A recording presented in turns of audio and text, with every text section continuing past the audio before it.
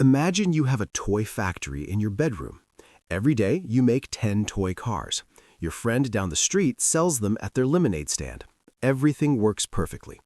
Then one day, something breaks. The wheels stop coming. The paint runs out. Your friend has customers waiting, but you can't make the toys. That's basically what happened to the entire world in 2020, except instead of toy cars, it was everything. Phones, furniture, food, clothes, medicine, everything stopped flowing the way it should. The global supply chain is just a fancy term for how stuff gets from where it's made to where you buy it. Think of it like a giant relay race around the planet. A factory in China makes a phone. A ship carries it across the ocean. A truck drives it to a warehouse. Another truck takes it to a store. You buy it. Simple, right? For decades, this relay race ran smoothly, so smoothly that most people never thought about it. Then the pandemic hit, and suddenly everyone became very aware of supply chains. When countries started locking down in early 2020, factories closed, workers stayed home, production stopped. At first, this seemed temporary. Everyone thought things would return to normal in a few weeks. But here's where it gets interesting. While factories were closing, something unexpected happened at home. People stuck inside started buying stuff. Lots of stuff. Home office equipment, exercise bikes, gaming consoles, groceries in bulk. Normally, people spend money on experiences, concerts, restaurants, vacations, but you can't do those things in a lockdown, so all that money went toward physical products instead. Picture a water pipe. Normally, water flows through at a steady rate. Suddenly, you turn the tap off completely. Then, just as suddenly, you crank it to maximum. The pipe can't handle it. That's what happened to global shipping. Demand didn't just return to normal levels, it exploded beyond anything the system was designed to handle. Now, let's talk about ships. Most products travel across oceans in big metal containers. These containers stack on massive ships like building blocks. Before the pandemic, this system worked like clockwork. Ships arrived at ports, got unloaded, picked up empty containers, and sailed away. The whole process took maybe a day or two. But when everything shut down, ships stopped sailing normal routes. Containers ended up in the wrong places. Some ports had mountains of empty containers, others had none at all. Think about it like musical chairs, but the chairs are in different countries and nobody can agree on the rules anymore. A container that normally carried electronics from China to California might end up stuck in Europe. Getting it back to where it's needed costs money and time. Shipping companies found themselves scrambling to find enough containers in the right locations. The price to ship a single container skyrocketed from about $2,000 to over $20,000 in some cases, 10 times more expensive. Here's another problem that made everything worse. Ports became parking lots.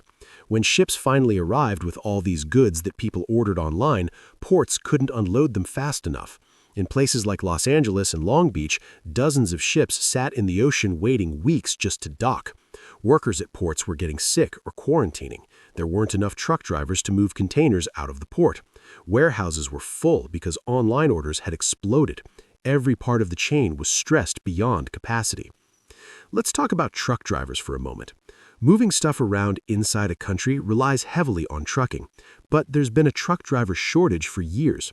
Older drivers retiring, younger people not interested in the job, long hours away from home.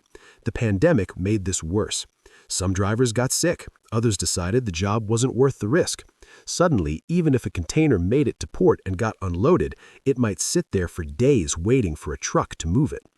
Remember that relay race analogy?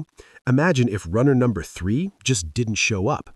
Everyone before them did their job perfectly, everyone after them is ready to go, but there's this one gap and the whole race falls apart. That's what happened with truck drivers in the supply chain. Now factories started reopening, but they faced their own problems. Many factories operate on something called just-in-time manufacturing.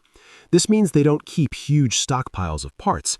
They order exactly what they need exactly when they need it. This saves money on storage and reduces waste. It works great when everything flows smoothly. But when supply chains break down, factories can't get the parts they need. A car factory might have everything except one tiny computer chip. Without that chip, they can't build the car, so the entire assembly line stops. Computer chips deserve their own explanation. These little pieces of silicon run everything. Cars, phones, washing machines, toys. Before the pandemic, chip manufacturers produced enough to meet demand, but suddenly everyone needed more chips. People buying laptops for working from home, kids needing tablets for online school, car companies ramping up production after initial shutdowns. Chip factories couldn't expand fast enough. Building a new chip factory takes years and billions of dollars. You can't just snap your fingers and make more capacity appear. Weather events made things even worse.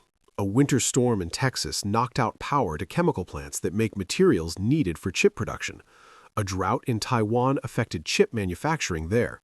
A ship got stuck in the Suez Canal, blocking one of the world's most important trade routes for almost a week.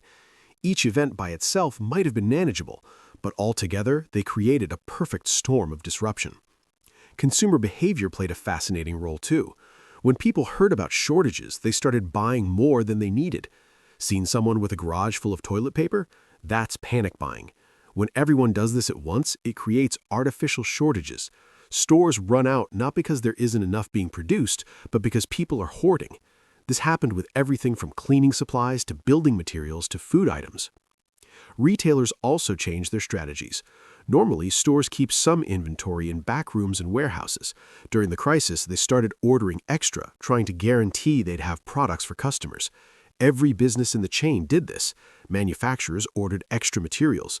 Wholesalers ordered extra products. Retailers ordered extra inventory. Suddenly, there's 3 times the normal demand, even though actual consumer consumption hasn't tripled. This is called the bullwhip effect. Small changes in consumer demand create huge swings in the supply chain. Let's talk money. When it costs 10 times more to ship something, somebody has to pay for that. Companies faced a choice: absorb the cost and make less profit, or raise prices and pass the cost to customers. Most chose the second option. This contributed to inflation. Prices went up across the board. Groceries, furniture, electronics, cars, everything cost more. Not just because shipping was expensive, but because raw materials cost more, labor cost more, and everyone in the supply chain needed to cover their increased expenses. Central banks had pumped money into economies to prevent collapse during lockdowns. People had stimulus checks and savings from not going out. There was lots of money chasing fewer goods. In economics, that's a recipe for inflation. Prices rise when demand exceeds supply. The supply chain crisis meant supply couldn't keep up with demand, so prices climbed higher and higher. Some industries got hit harder than others. Automakers couldn't get chips, so new cars became scarce. Used car prices shot up. People who needed a car couldn't afford the inflated prices. Furniture took months to deliver because factories were backlogged and shipping was slow. Construction projects stalled because lumber and other materials were either unavailable or prohibitively expensive. Even grocery stores had empty shelves at times. What's really interesting is how interconnected everything turned out to be. One small part missing could stop production of an entire product. One port being congested could delay shipments worldwide. One country's lockdown could affect factories on the other side of the planet. The crisis revealed just how fragile our global system actually was. Efficiency had been prioritized over resilience. Everything was optimized to work perfectly under normal conditions, but there was no backup plan for when things went wrong. So, what happened next? Slowly, painfully, things started improving. Factories adjusted. Shipping companies bought more containers. Ports hired more workers and extended hours. Companies reconsidered just-in-time manufacturing. Some started keeping more inventory. Others looked for suppliers closer to home instead of relying on distant factories. The word reshoring entered everyday vocabulary. Bringing manufacturing back to your own country or region might cost more, but it reduces vulnerability to global disruptions. The supply chain crisis taught the world some expensive lessons. Efficiency isn't everything. Redundancy matters. Having backup suppliers makes sense. Keeping some extra inventory can prevent disasters. Global trade works wonderfully until it doesn't, and when it breaks, it affects everyone. Your morning coffee, your new phone, your car, your furniture, all of it depends on this invisible network most people never think about, until the day it stops working and suddenly everyone cares very much about supply chains.